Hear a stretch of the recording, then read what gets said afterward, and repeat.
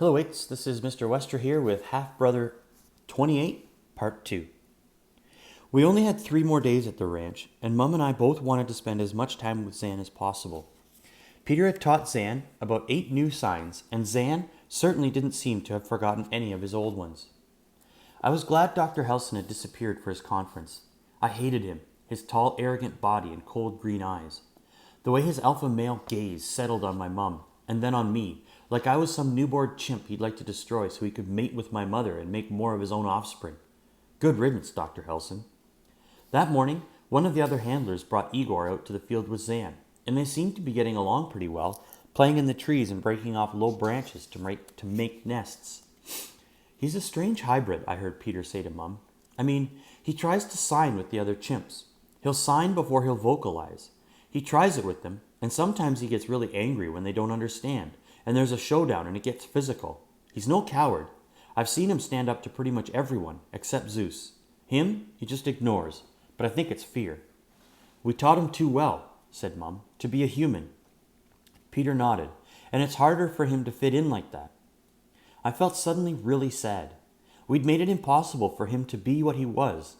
Making him human made it easier for us to care for him and teach him, and maybe even love him. But now, could he ever be loved by chimps? Later, when I told this to Sue Ellen, she said, Rachel loves him, and I think he loves her too.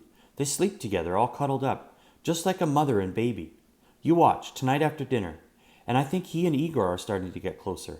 He just needs to learn how to play, chimp style, a bit more. It's rough stuff. We wouldn't like it. We were walking past one of the other paddocks where some of the older chimps were playing. They like to bite each other and throw each other around. If they did that to us, they'd kill us, I said. Yep.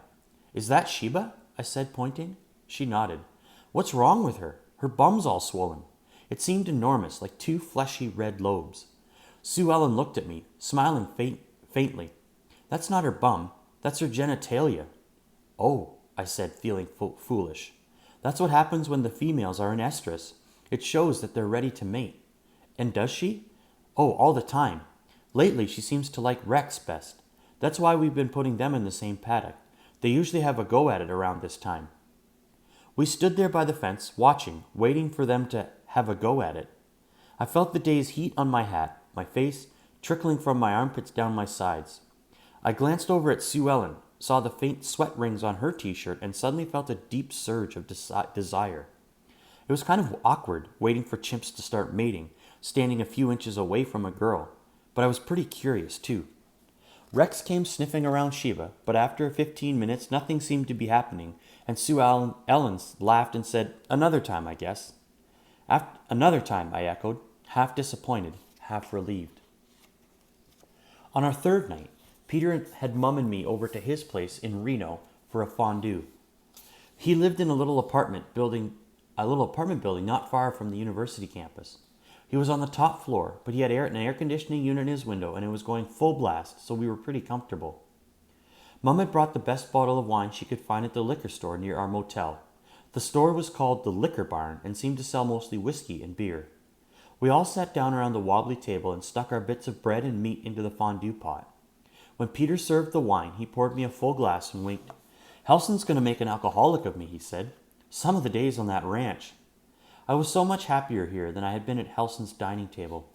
For the first part of the meal, Peter wanted to know about us and what was going on back in Victoria, about my school and what had happened to Jennifer, and who was Shannon, and was that going anywhere, and was I going to keep going to Windermere?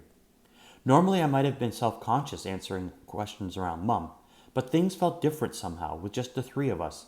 Or maybe I just had lots of practice talking about myself with Dr. Stanwyck. Afterwards, Peter asked Mum about her research and when she'd submit her dissertation. He asked a little about Dad and his rat experiment. He and Mum finished the bottle of wine pretty fast, and then Peter got out some cold beer.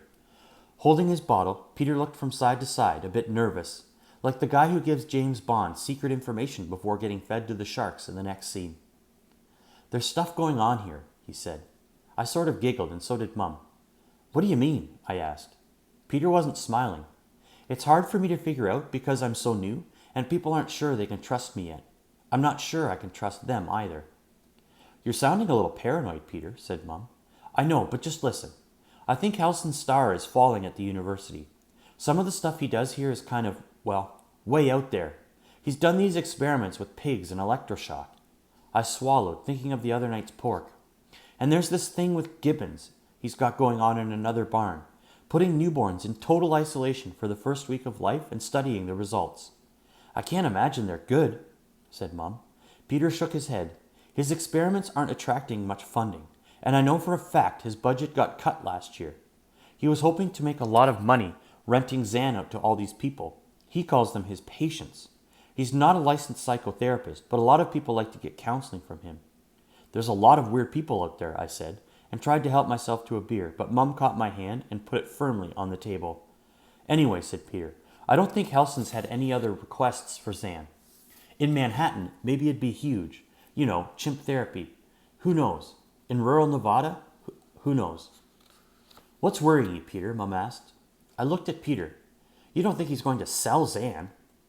Look, said Peter, this could get me in a lot of trouble, but Helson got a letter from the Thurston Foundation. Who are they? I asked, looking from Mum to Peter. They do biomedical research with animals, Mum said. Now I remembered. The newborn chimp in the isolate, rocking to comfort himself. That was the Thurston Foundation. They're really bad, I said. One of the worst, said Peter. They do a lot of drug trials for hepatitis and tuberculosis and other things. Makes Helson's ranch look like a 5-star resort. The smell of the cheese fondue suddenly seemed sour. Why is Helson getting letters from them? I asked. Helson sold a couple of his chimps there in the past, said Peter. A long time ago. He keeps it quiet. I think we're all getting excited about nothing, Mum said. Helson got a letter from the Thurston Foundation. So what? It could be anything. Peter was silent. Mum looked at him. I couldn't stand it any longer. Did you see the letter? I demanded. I have the letter, said Peter. This morning I arrived at Helson's the same time as the mail van. I was just closing the gate behind me when the guy handed me a stack of mail, and I said I'd take it up to the office. The letter was right on top. He stood up and went to his bookcase and pulled an envelope from between the books. He let it dangle between his 2 fingers like it was contaminated. I haven't opened it, he said. That's good, said Mum. It's illegal, opening someone else's mail. A federal offense, they call it down here, said Peter. He put it on the table. We all stared at it. Have you got a kettle? Mum asked. Right over here, said Peter. Have you done this before? She shook her head. How hard can it be? We boiled water in the kettle and carefully swished the letter through the steam. Then, with a butter knife, Mum tried to pry the envelope along the seal. It took a surprisingly long time. She did a great job, leaving only one little tear. She pulled open the letter. It was a single piece of paper, thick and creamy. Across the top was the green logo of the Thurston Foundation, which looked very space-age, a brain with atoms swirling around, like they were going to single-handedly perfect the human race. Dear Dr. Helson, re CH-54, CH-37, and CH-72. With reference to our recent correspondence, please find enclosed our offer of purchase for the above-cited chimpanzees. We can offer the price of $30,000, half upon signature of this agreement, half upon the receipt of said healthy chimps at our facility. As discussed earlier, you will bear the brunt. You will bear the cost of transportation. There was some more stuff, and then a signature. So he's selling 3 chimps, I said dully. Trying anyway, said Mum. Do you know which ones, Peter? Peter looked at the top of the letter. I felt a terrible dread building in me. CH-54 is Igor, CH-37, that's Caliban, and CH-72, that's Zan. We talked and talked. Mum said he promised Zan would never be used in biomedical experiments. Did Richard get that in writing? Peter asked. Mum took a breath. I don't know. What if it's not in writing? But if it's not in writing, it's no good, is it? I mean, in a court of law. What if we offer to buy Zan? I blurted out.